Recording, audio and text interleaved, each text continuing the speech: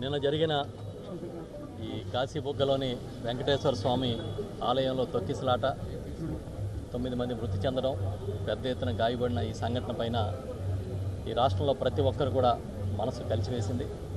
పెద్దలు, మా పార్టీ అధ్యక్షులు, మాజీ ముఖ్యమంత్రి వర్యులు శ్రీ వైఎస్ జగన్మోహన్ రెడ్డి గారి ఆదేశాల మేరకు మేమందరం ఈరోజు ఇక్కడికి వచ్చాం. ఇప్పుడే క్షతగాత్రుల్ని పరామర్శించాం. అందరూ పేదలు, నిరుపేదలు దేవుడి దగ్గరికి పర్వదినాన ఏకాదశి రోజున రావాలనే ఉద్దేశంతో ఈ మధ్యకాలంలో నిర్మాణమైన గుడి అయినా సరే చాలా ప్రయాస కోర్చి రావడం, ఈ సంఘటనలో చిక్కుకోవడం హృదయ విదారకంగా అనిపించింది. చాలా చిత్రం ఏంటంటే, నేను నిమిత్త మాత్రుడిని, మన నిమిత్త మాత్రులం, ఆయన వైరాగ్యాన్ని ప్రదర్శిస్తూ ఉన్నాడు చంద్రబాబు నాయుడు. మేము కూడా అదే చెప్తున్నాం. ఈ 2024 తర్వాత పరిపాలన మొదలైన తర్వాత చంద్రబాబు నాయుడు గారు ఈ పరిపాలనలో నిమిత్త మాత్రుడిగానే కనిపిస్తున్నాడు. ఆయన ఈ రాష్ట్రంలో ఒక ఆలయంలో తొక్కిసలాట జరిగి 9 మంది చనిపోయి పెద్ద ఎత్తున గాయపడితే నేను నిమిత్త మాత్రుడని చెప్తున్నాడు ఆయన. మరి ఆయనే నిమిత్త మాత్రుడైతే ఎవరు రక్షించాలి? ఈ భక్తుల్ని దేవుడే రక్షించుకోవాలి. పోనీ ఇదేనా మొదటి సంఘటన కాదు. జనవరిలో తిరుమలలో జరిగింది, తిరుపతిలో తొక్కిసలాట జరిగి భక్తులు చనిపోయారు. మొన్న 8 మంది భక్తులు, మొన్న సింహాచలంలో తొక్కిసలాట జరిగి క్యూ లైన్ దగ్గర 7 చనిపోయారు. ఇప్పుడు మళ్ళీ 9 మంది చనిపోయారు. ఏమన్నా అంటే ఇది ప్రైవేట్ ఆలయం అంటున్నారు. మేమేం చెప్తున్నామంటే, మీకు చేత కాకపోతే ఒకవేళ ఈ ఆసుపత్రులన్నీ ప్రైవేటీకరణ చేస్తున్నట్టుగా ఆలయాలు కూడా ఏమైనా ప్రైవేటీకరణ చేసిన ఉద్దేశం మీకు ఏమైనా ఉందేమో చెప్పమంటున్నాం. ఇంత చేతులెత్తేసిన గవర్నమెంట్ ఎక్కడ చూడం. చాలా దుర్మార్గం.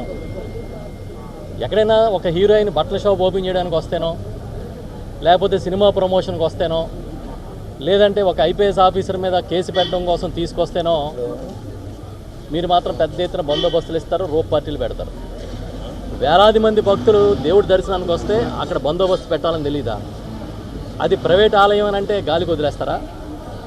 మేము చెప్తున్నాం, అసలు ప్రైవేట్ ఆలయం ఏంటి, ప్రభుత్వ ఆలయం ఏంటి అనేది డెఫినేషన్ ఉంది కదా. సుప్రీంకోర్టు జడ్జిమెంట్లు ఉన్నాయి కదా.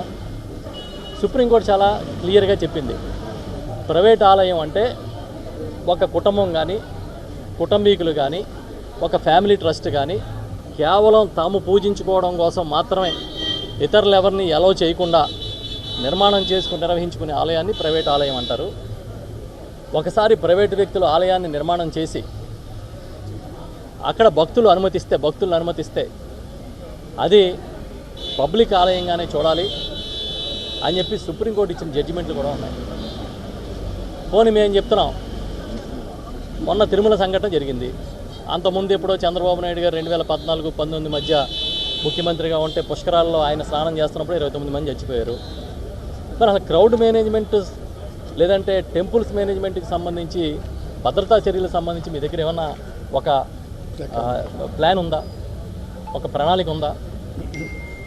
మీ దగ్గర ఎంతసేపు రెడ్ బుక్ తప్ప ఏదైనా రూల్ బుక్ ఉందా? మీకు ఏమైనా ఎక్కడెక్కడ ఏ రూల్స్ పాటించాలనే ఒక బుక్ ఏదైనా ఉందా, లేదా ఒక రెడ్ బుక్ మాత్రమే అమలు చేస్తారా? ఇది కేవలం ఈ ప్రభుత్వ నిర్లక్ష్యం.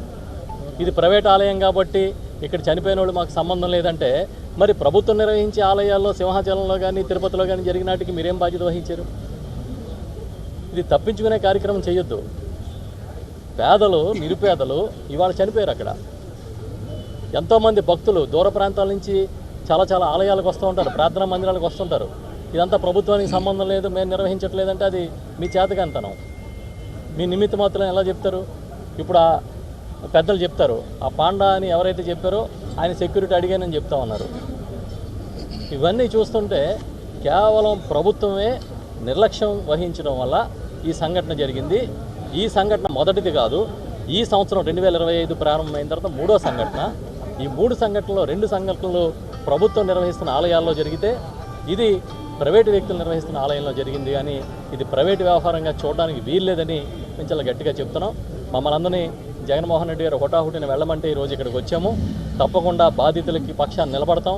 వాళ్ళకి అవసరమైన సహాయ చర్యలు నిన్నే మా మాజీ మంత్రివర్యులు డాక్టర్ గారు అప్పలరాజు గారు దగ్గరుండి, మా పెద్దలు, నాయకులు అందరూ కృష్ణదాస్ గారు, ప్రసాద్ గారు, తర్వాత మా సీతారాం గారు, నాయకులందరూ కూడా చాలామంది నిన్నంతా ఇక్కడే ఉండి మా వంతుగా, పార్టీ వంతుగా అంతా సేవలు చేసిన విషయం మీ అందరికీ తెలుసు.